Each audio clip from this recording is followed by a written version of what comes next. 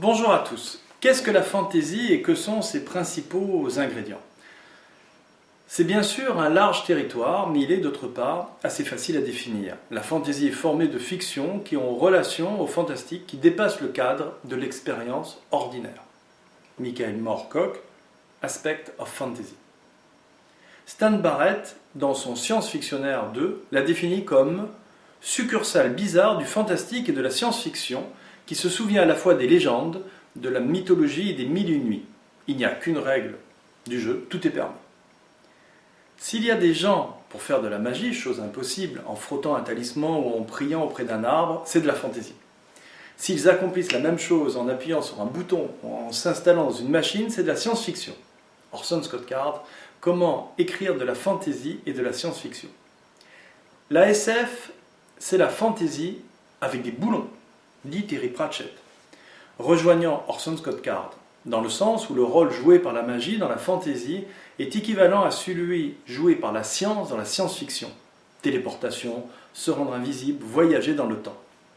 Pour Gérard Klein, par contre, la science-fiction est la traduction en fiction d'un imaginaire spéculatif, alors que la fantaisie puise dans les sources de l'imaginaire, mythes et contes de fées.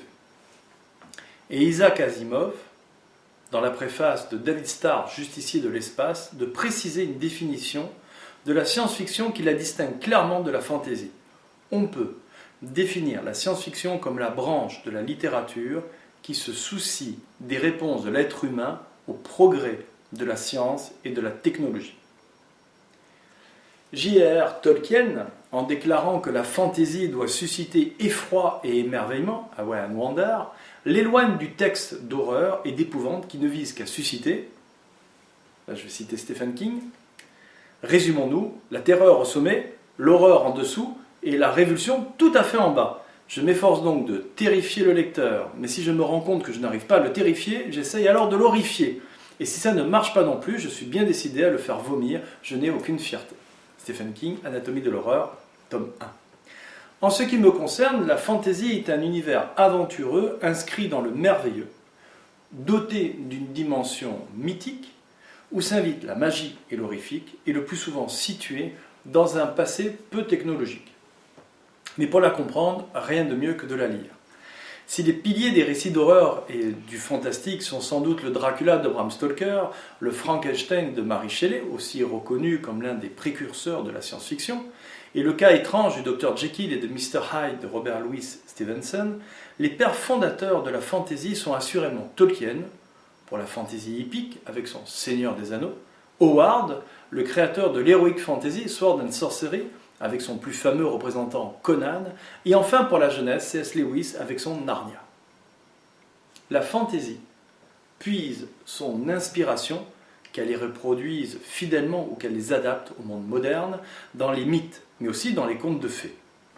À ce sujet, J.R.R. Tolkien nous dit « Les contes qui s'occupent avant tout de fées, c'est-à-dire d'êtres que l'on pourrait aussi bien appeler en anglais moderne elfes, sont relativement rares, et, en règle générale, sans grand intérêt.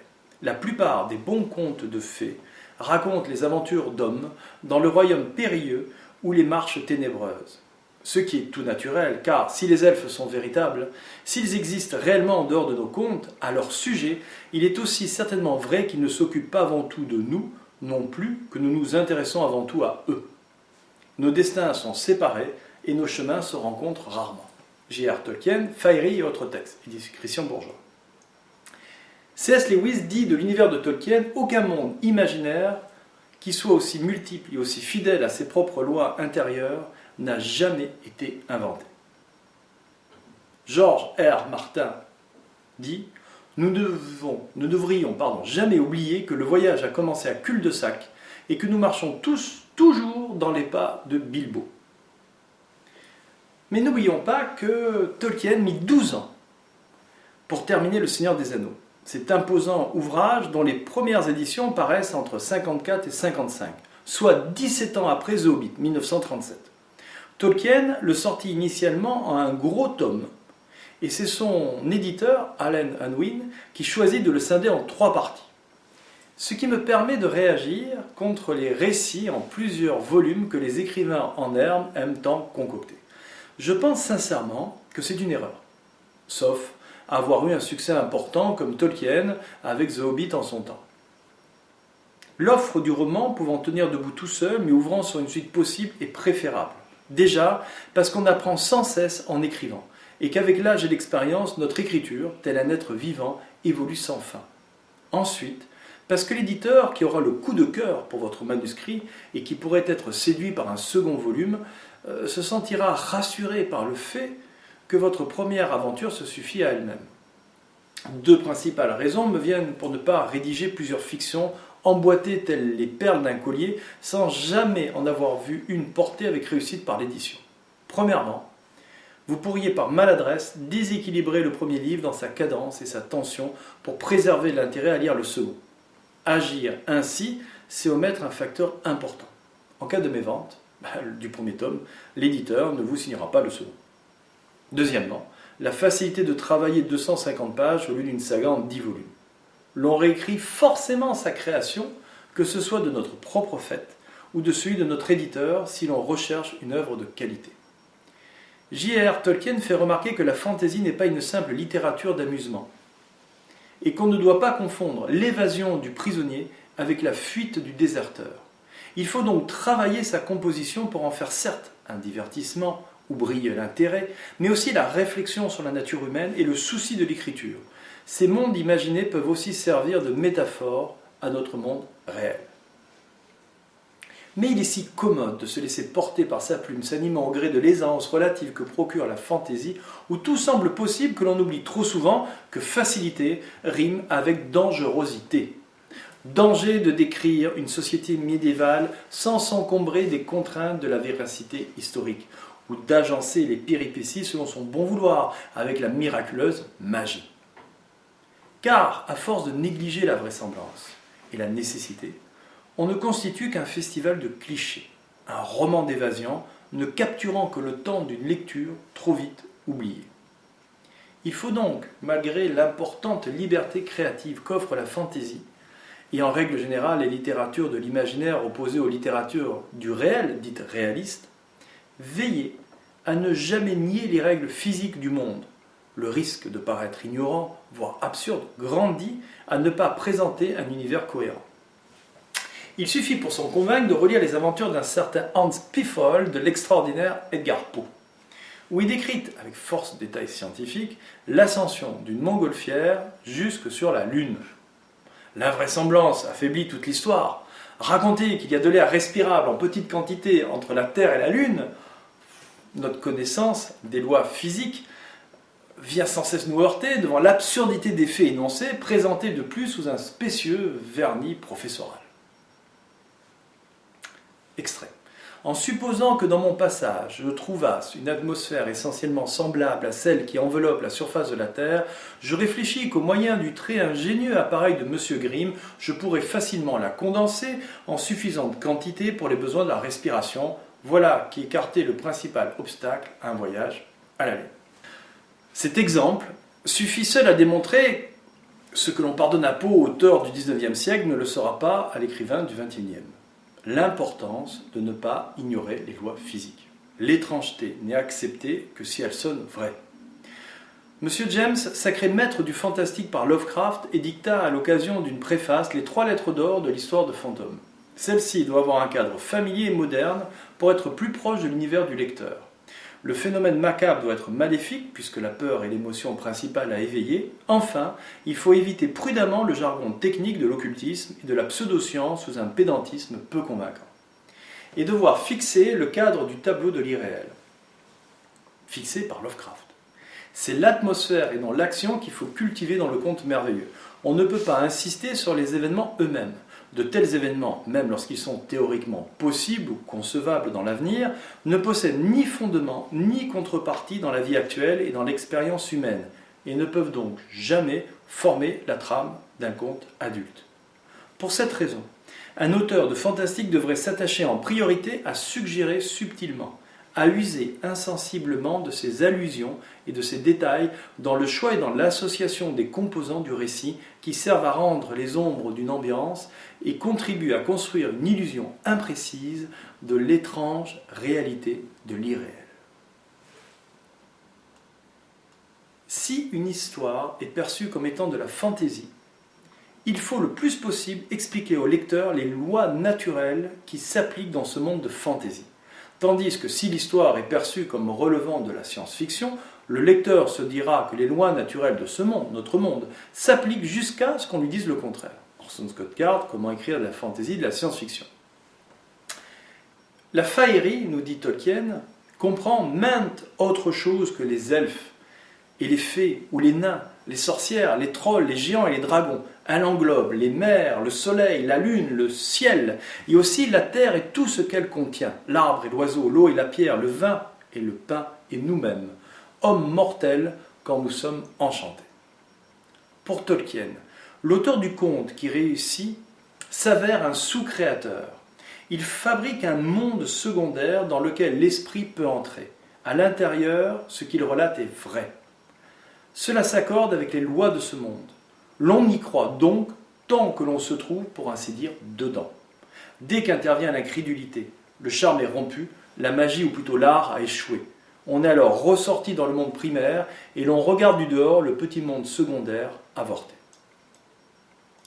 Tolkien, dans l'une de ses lettres, affirme, citée par Anne Besson dans son ouvrage La Fantaisie, « La Terre du Milieu n'est pas un monde imaginaire. Ce nom est la forme moderne apparue au XIIIe siècle et toujours en usage. Middle-earth, un nom ancien désignant Luqmen, la demeure éternelle des hommes. Le monde objectivement réel, spécialement opposé dans son usage au monde imaginaire, tel que le pays des fées, ou invisible, comme le paradis ou l'enfer. Le décor de mon récit est cette terre, celle sur laquelle nous vivons à présent, mais la période historique est imaginaire. Il est naturel qu'il paraisse familier, même s'il est un peu magnifié par l'enchantement dû à la distance temporelle. Quiconque hérite le fantastique moyen du langage humain, nous dit Tolkien, peut dire le soleil vert. Nombreux sont ceux qui peuvent l'imaginer ou le représenter, mais ce n'est pas suffisant. Pour faire un monde secondaire, dans lequel le soleil vert sera digne de foi, inspirant une créance secondaire, il faudra sans doute du travail et de la réflexion, et cela exigera un talent particulier, une sorte d'adresse elfique. Peu de gens s'attaquent à des tâches aussi difficiles. Écouter Tolkien, c'est comprendre la primauté de la cohérence de l'univers imaginé, même issu, comme il le dit, du chaudron du conte, qui n'a jamais cessé de bouillir, et même d'autres os arrachés ça et là à l'histoire. Sauf à voyager dans la parodie, comme avec les annales du disque-monde de Pratchett, où le monde est plat et circulaire, soutenu par 4 éléphants reposant sur la carapace d'une gigantesque tortue sillonnant l'univers. Faire vrai, c'est penser aux conséquences du merveilleux sur la vie quotidienne. Le monde inventé, sauf s'il ressemble à une carte plate, est un globe formé de continents séparés par des mers. Se souvenir que la découverte de l'Amérique date de 1492, c'est savoir que tout n'est pas connecté. La vraisemblance en fantaisie, c'est donc le respect des différences fondamentales des civilisations. A l'inverse, dans les univers high-tech, ne pas utiliser tout l'arsenal technique, c'est refuser la vraisemblance. Ainsi, obliger une femme, symbole de la résistance, à combattre dans une arène que les officiels modulent à leur gré, climat, etc., pour la piéger et la mener à trahir les siens, le tout sous l'œil d'invisibles caméras, ne peut que nous interroger, puisque nous nous trouvons dans un monde de haute technicité, sur les raisons empêchant le pouvoir en place de faire appel au trucage, au lieu de s'en remettre à la faiblesse humaine. La création d'un double numérique scanné, contrôlé à grand renfort d'effets spéciaux, filmé à loisir sous tous les angles, pendant qu'il exécuterait servilement les choses les moins recommandables, arrangerait aussitôt les affaires des notables et permettrait de sommairement supplicier le modèle. Je prends cet exemple à dessein, l'œuvre incriminée est assez connue. Mais, me rétorquez-vous, il n'y aurait plus d'histoire à ce rythme-là si tout devait être passé au crible de la logique. Et pourtant, c'est l'accumulation des détails et des réactions réalistes et l'abandon des trous narratifs qui donnent la consistance du réel au monde imaginé, qui seul nous fait ranger notre incrédulité. Rien de pire que de lire ou de voir une fiction en pensant « je n'y crois pas, c'est trop gros, c'est fait de carton-pâte ». Alors, que dire de la magie en fantaisie? Orson Scott Card nous dit Avec la magie, il faut être clair sur les règles. D'abord, vous ne voulez pas que vos lecteurs pensent que tout peut arriver. Ensuite, plus vous développerez soigneusement vos règles, plus vous en saurez sur les limites de la magie et sur les possibilités que vous offrez à l'histoire. Il faut toujours garder à l'esprit l'impact du merveilleux sur le quotidien. Pour cela, réfléchissez aux conséquences. Un exemple. Un magicien découvrant la pierre philosophale bouleversera à plus ou moins longue échéance l'équilibre économique des nations basées sur les talons or.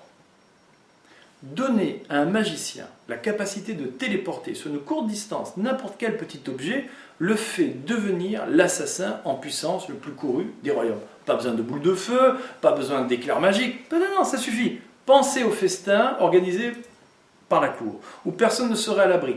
Imaginez la psychose que créerait ce magicien capable de téléporter un os de poulet dans le cerveau du souverain de le tuer. Ces deux jeteurs de sorts et leur acolyte seraient à coup sûr recherchés pour leur pouvoir et à l'auteur de réfléchir sur l'origine de la magie. Est-ce un don inné, entraînant la poursuite des élus?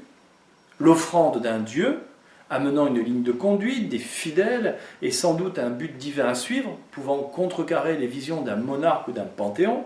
Ou bien est-elle le fruit d'une connaissance ardue, inscrite sur des grimoires, avec ses écoles de magie et ses professeurs? Existe-t-il une magie noire ou blanche? Ou est-elle une simple énergie, ni bonne ni mauvaise, qui peut éclairer ou tuer, à l'instar du feu, et dont la morale ne dépend que de son utilisation? Comme le dit si humoristiquement Terry Pratchett dans ses Annales du Disque Monde, que cite Emmanuel Bertrand Aigrefeuille dans son essai « Tout savoir sur la magie, comment réussir sa magie dans un univers de fantaisie », laisser entendre qu'il existe une sorte de magie intrinsèquement bonne ou mauvaise aurait autant de sens pour un mage du Disque Monde que prétendre qu'il existe une bonne et une mauvaise pesanteur. Marrant. Voilà des questions que l'auteur doit se poser avant de pouvoir y répondre avec autorité. Le merveilleux ne doit pas nier la cohérence du monde. Au contraire, il doit l'accompagner et l'enrichir. Elle doit se construire pas à pas, comme la volonté de devenir écrivain. Je pense, nous dit Stephen King, qu'un écrivain se construit, qu'on ne n'est pas écrivain. C'est un acte résultant d'une décision consciente. Ce qui sépare l'individu talentueux de celui qui réussit, c'est le travail acharné et la volonté d'étudier. Un processus continu d'apprentissage. La discipline et le travail sont les deux meules sur lesquelles est affûté le couteau émoussé du talent. Jusqu'au moment où il devient assez tranchant pour avoir raison de la viande la plus dure. Ce que je veux suggérer, c'est que l'artiste qui souhaite réussir, dans quelque domaine que ce soit, doit se trouver au bon endroit, au bon moment. Le bon moment ne dépend que de la volonté des dieux. Mais n'importe lequel d'entre nous peut parvenir au bon endroit à force de travail. Nous dit Stephen King dans son Anatomie de l'horreur, en dédiant ses propos à l'écrivain le plus prolifique de l'histoire, Monsieur Auteur Inconnu. Je vous remercie de m'avoir écouté. Je me permets de vous remontrer ce très bon ouvrage à lire pour ceux qui aiment la magie. Celui-ci, pour vraiment comprendre comment fonctionne un roman, et si vous voulez vraiment vous évader, pour ceux qui aiment la Chine ancienne, eh bien ma foi, le cycle des monarchies de l'ombre devrait entièrement vous satisfaire. Et si vous êtes une femme qui m'écoutez, je crois que vous aimerez beaucoup ces personnages. Ah, elles ont un fort caractère. Merci à vous, merci pour tout.